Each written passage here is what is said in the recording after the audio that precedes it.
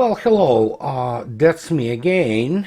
It is Monday, May 23, 2022, and you will be seeing me slightly on a slightly different angle because I bought myself a big-ass monitor, one of the two I use. It's 32-inch and it's really kind of high now, so you will be seeing me a little bit from the above, if you don't mind, of course.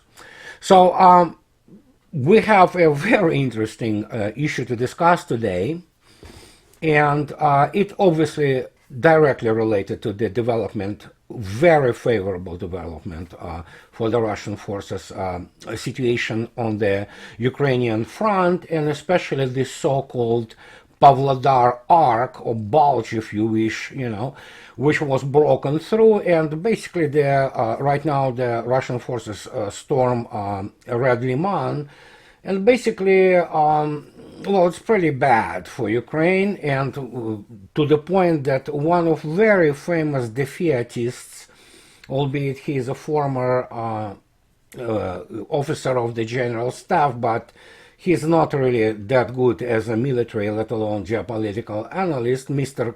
Captain First Rank Sivkov, former, even he had to admit that basically VSU essentially is done, and basically what we observe right now, there's some kind of random units of the Nazis and VSU, and again, I want to make sure that VSU and Nazis do not differ that much, really. So, units and organized units, all those numbered brigades which fight, basically retreat right now, but primarily now it's territorial defense whose combat capabilities are extremely low.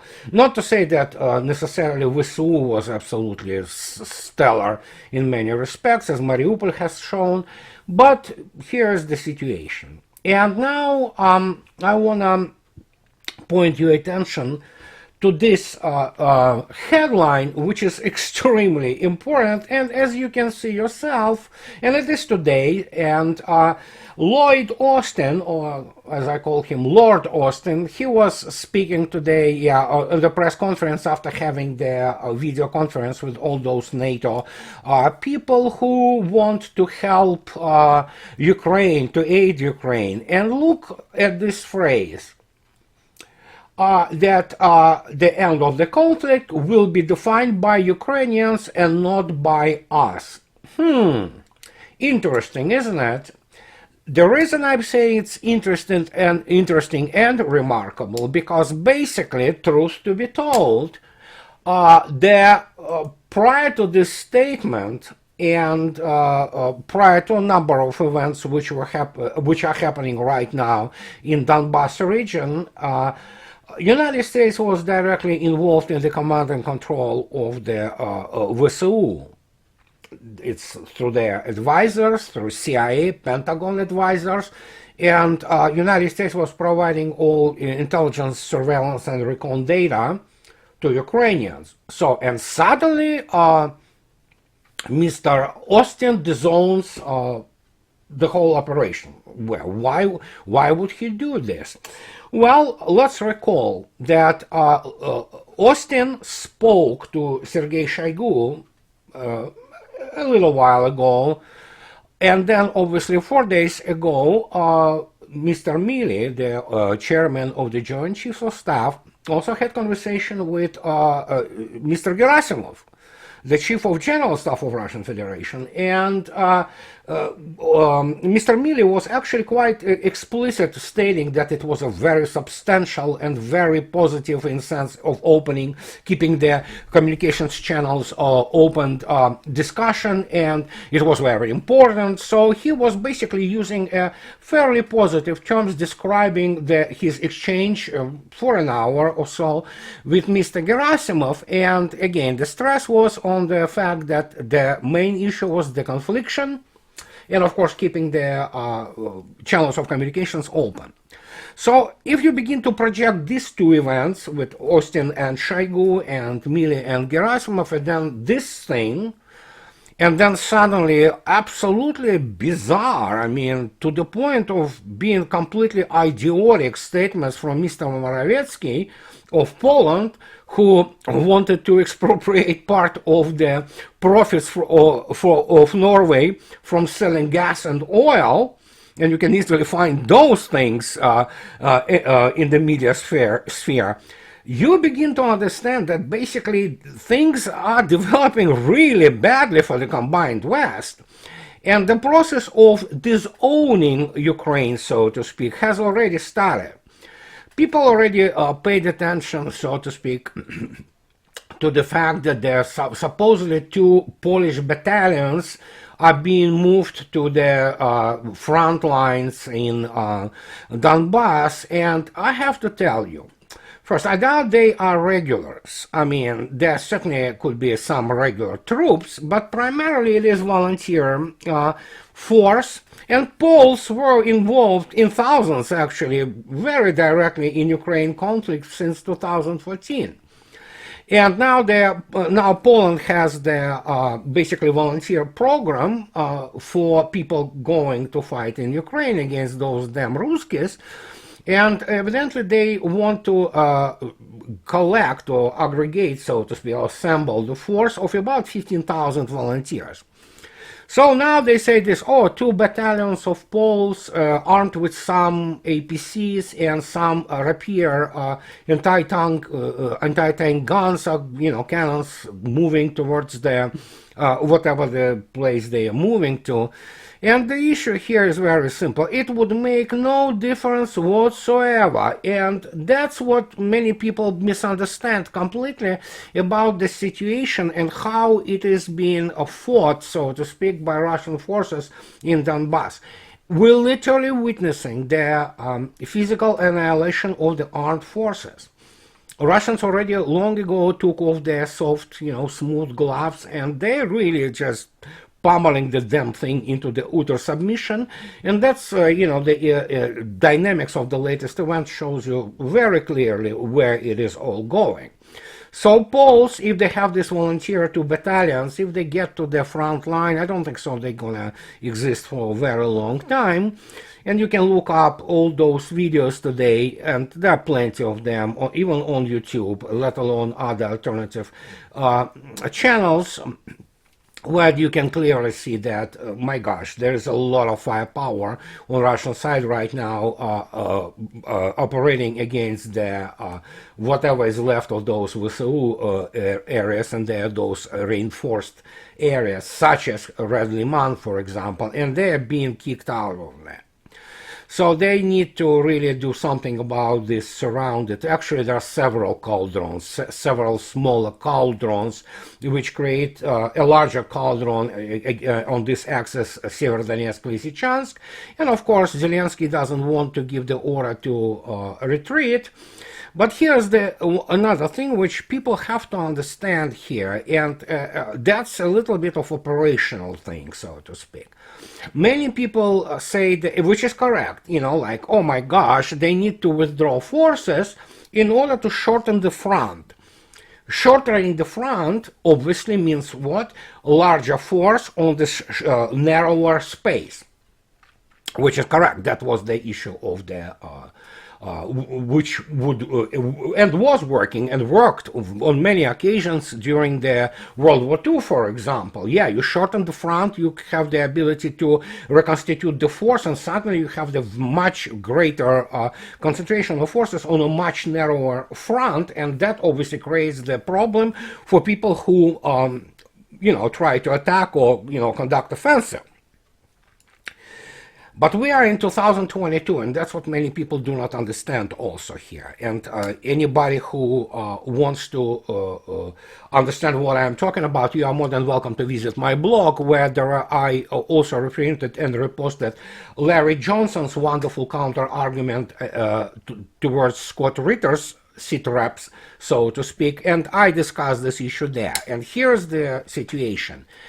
In 1942 or 1944, shortening the front was helping, obviously. Today, with the modern recon systems, and modern standoff weapons, that means merely better concentration of the troops which need to be annihilated, because you can do that, from the range, and nothing they can do. You're basically creating a fatter, more expedient target for yourself, because you suddenly have concentration which is much easier to hit.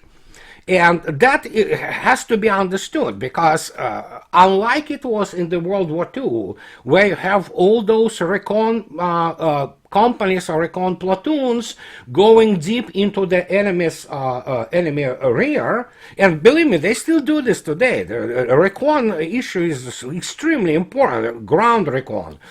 And then you had again, 1943, 1944, had this, Intel recon plane, which would fly, make some photos, and those photos will become obsolete time-wise very fast. This is not how it works. And that's why, for example, that kind of, discussion with Scott Ritter and his statements was initiated not by me, but by other people. Gonzalo Lira had the issues with that. Larry has the issues with that. I also spoke about this. And here's the situation. Russia, same as the United States, has a world-class, actually. There are only two countries who have that. ISR complex. It's intelligence, surveillance, recon. And if the United States was providing intel data to VSU, to Ukrainian forces, Russians, believe me, they have their almost real-time data pouring into general staff in Moscow, and all those subordinate staffs of the brigades and divisions, what have you. And they know what is going on almost in the real time. And that means only one thing. It means that truism, which didn't work in World War II, but works beautifully since 1980s. And it's called, if I see you, I'm gonna kill you. And that is why basically VSU was ground to basically fine powder right now, and because Russians see things. They literally see who, how, what is being delivered, except for, of course, obvious things when you have to masquerade yourself or hide yourself while delivering some pieces of equipment as a civilian car or civilian truck. Yeah, you're not going to hit that. You will see it, but, who fights, against the civilians, with the exception of Pentagon and their, wonderful quote-unquote people from VSU. They love to kill civilians. They love to bomb them. That's what they do. They use them as a human shield, which is, of course, that's the reason also that Russia has to literally do it surgically, trying to separate civilian people from the goddamn VSU, which uses them as the cover, as a human shield. But other than that, you can see everything. And, for example, if you have some American satellite hanging out there on stationary orbit over Ukraine, and it's radar-based, because you cannot always see everything in the optronic or optical spectrum, so to speak. I mean, infrared or pure optical, visual. So, because you could be still kind of dependent on the weather, but the radar usually sees quite well, through everything. But you know what? Russians can actually jam it. And that's the issue. Not to speak, of course, about other countermeasures, both electronic and visual, including a blinding, if comes down to satellites, they're in the optical spectrum. And, of course, Russians have their own satellites which fly there. Russian Ministry of Defense just 3 days ago launched yet another military satellite, which was launched successfully and is already on the so to speak, combat duty. So in this particular case, targeting is not that big of an issue. You literally have it in the real time, and when you have it in real time, you begin to hear it. And again, as you saw yourself, starting the early in the operation when the Yaworsky range and the barracks were hit by a number of caliber missiles, which obviously ended up in hundreds and hundreds of those soldiers of fortune, hunters, so to speak, volunteers from the West and elsewhere, killed. The same happened recently, 2 days ago, in the Sna barracks near north of Kiev. So yeah, it just doesn't matter what you do. You will be seen, your coordinates will be, delivered in real time, and you will be hit. And yeah, you don't have to hit everything with those slow calibers or X-101s. And again, those are subsonic, albeit very long-range missiles. Now you can hit it with something very supersonic, ranging from P-800 Onyx, which again performed marvelously. It already was used as a land attack missile in Syria since 2015. Now it really flies big time, especially to the coastal cities. And of course, you have all those hypersonic weapons such as Kinjal and Iskander. So it's no win situation, and no matter how much money, most of which will be staying in the United States, and how much military equipment West, including the United States, delivers to Ukraine, most of it will never make it to the front lines. It will be destroyed, and that one which makes it to the front line will be destroyed also. So it makes no difference. Russians have a lot of standoff and other weapons, bombs, or missiles, what have you. And evidently this kind of reality begins to trickle down to even Pentagon that, well, we better start, disowning it. That, yeah, you, Ukrainians, you make the decisions. You own it now. Well, obviously, people have to say, what about previous 3 months almost, that was planned not in Ukraine. The whole damn thing was planned in Pentagon, in UK, elsewhere. It was all about basically attacking the Eldon, and it wasn't just Ukraine. It was primarily those military advisors which were advising them how to do it and what they will provide in terms of force multipliers. And now when those force multipliers stop working, suddenly, well, United States begins to disown it. Well, I can tell you this. There are many smart people in Pentagon still, especially middle-level people who deal with operations, and they produce all this operational analysis, and they see where it is going. They know where the wind blows, so they begin to start, kind of distance themselves from this. Because after Afghanistan, I'm sorry guys, and people forget what Afghanistan was. And after even larger background of a larger picture of the global conflict between Russia and combined West, what do you have? I mean, let me remind you, 2008, in 72 hours, it was 5 days long, but in 72 hours, Russian forces, which were promised to be annihilated by all those, well-trained, NATO-trained, Georgian army and all that, well, they disassembled this Georgian army in 72 hours. Then you have, of course, other matters, like Syria, where Russia is actually triumphant. Obviously, Syrian government, headed by Mr. Assad, is triumphant. Syria survived, and it's now cleaning, so to speak, mopping up all those outstanding issues with the Idlib province and Al-Tanf. But it will be cleaned. It will be decided. Obviously, Turkey will have to have some kind of say in Idlib. I don't know how else it will go there, but there is no doubt that Syrian government and Syrian statehood survived with huge help of Russia. That's a major geopolitical triumph. And now you have this, and especially when compared, inevitable, irresistible. This it's not only warranted, it's irresistible. People compare that. Look at the successes, quote unquote, of the US military in the last 20 years. It's one disaster after another. And again, the pinnacle of it is a catastrophe in Afghanistan. So, and then you compare this to what Russians do, and obviously, now you have your best and biggest proxy ever in US history. Because VSU, unlike even the South Vietnamese army, let alone Afghanistan forces or Iraqi forces, which the United States tried to train, VSU actually, they had an idea how to fight the war. And again, they're Slavs.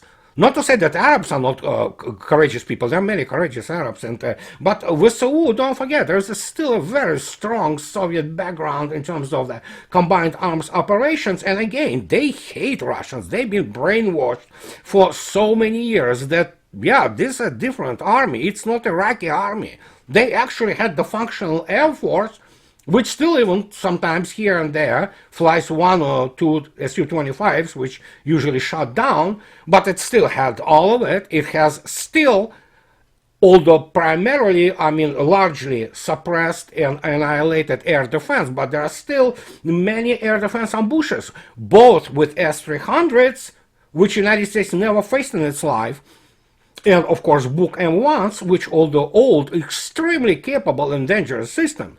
And it's very mobile, much more mobile than even S-300. And you can, you could be very sure that this is not easy. I mean, so this is what even Russian Air Force is doing that now. It's amazing.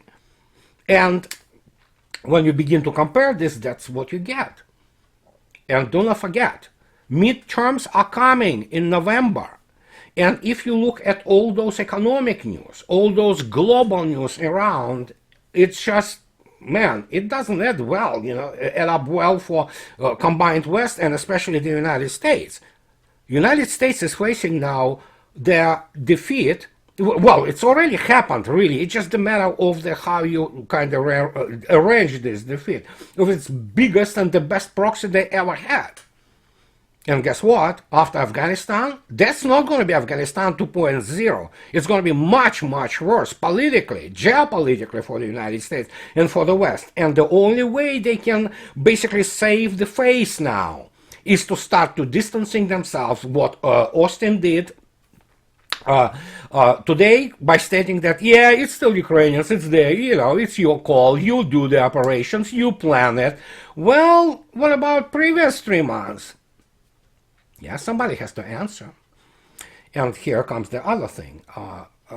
As Denis Bush, kind of a little bit of the headlines today, when Denis Pushilin, the head of the Donetsk Republic, he stated already that all Azov people, and we're talking about thousands upon thousands, not just 2,500 which have been taken from the Azovstal plant. No, we're talking about other Azov people. Don't forget, Mariupol was saturated with those thugs. So we're looking at thousands of them, many of them. And they will be tried in the war tribunal in specifically Donetsk, not in Moscow. You know why this is significant? I can tell you. I already have been on record for many times. Aldener, Lugansk and Donetsk republics, which will soon become the parts of Russian Federation, they for now have the death penalty. And you can bet your ass that many of those Azov people and many of their crimes and, bestiality they committed against people of Mariupol and Donetsk and Lugansk Republic are well documented, both by the Ministry of the Security of the LDNR and by, obviously, FSB and Investigative Committee of Russian Federation. So it's going to be extremely interesting to observe this whole thing. And of course, I wouldn't kind of make my point completely if I wouldn't mention the fact that sadly RT, what used to be Russia today, continues to basically roll down the hill. Evidently Margarita Simonyan dropped the ball so massively, and I'm not talking about RT TV being basically cancelled, banned in the United States. I'm talking about RT media site, the website, the, so to speak, press version of the RT. They continue to publish people who have absolutely zero qualification in any operational sense. And today they published this again. The guy Dmitry Trenin, the colonel of who is actually graduated humanitarian university of in Soviet Union, which is basically nothing more than the Institute of the Military Interpreters. That's how it's called, the Institute of the Ministry of Defense. And while obviously military interpreters are an important profession, an important section, so to speak, of any kind of military, but for years he was basically publishing things from the point of view of the West, and having absolutely zero, I mean, absolutely no clue about the real state of Russia and Russian armed forces and geopolitical spread, so to speak. And he published yet again today this general, all for the good against everything bad article, and evidently, he still cannot understand what is going on, because he writes about overwhelming advantage or overwhelming whatever, superiority of the West over Russia. Dmitry Trenin really needs to, kind of recall what actually operational matters are and what is the modern technology. Otherwise, he wouldn't be writing these stupid things, not to mention the fact he should be following the economic news, including the EU surrendering basically to Russian demands of paying in rubles for gas and soon oil. And then, of course, he should remember that he still is the big honcho in Moscow Carnegie Endowment for Democracy. That's basically being, foreign agent. So, and RT continues to publish this, pardon me, bullshit, and I don't know if they really cannot find better experts who have actually understanding of how the military economic and military political balance is basically created and how it kind of correlates. I'm not by no means offering myself. In fact, I would never do that myself or RT. But I mean, come on, there are many people in Russia who are actually really well educated and who can actually basically give a very good introspective into how it all works. Not people like this Mikhail Khodoryanov, who is basically sixth column, or this guy Dmitry Trenin, but RT consistently continues to publish them, which is why, what is the purpose? Margarita Simonyan really have to start asking questions about what is her editorial policies, why this basically clueless and definitely not very realistic people continue to deliver primarily geopolitical and military, especially military technological bullshit. I can tell you the fact that Dmitry Trenin has absolutely no clue what he's talking about in terms of how modern war is fought, how it's persecuted, and in this particular case, persecuted. So it's, I don't know how else to explain it. But yeah, it has to be really stated that there is a lot of people who are not really up to the task. But this is what I wanted to talk about today. And as always, guys, just subscribe to my channel, and if you can afford, support me on Patreon, and I will be making more videos, and I'll talk to you later. Have a nice rest of the week. Bye-bye.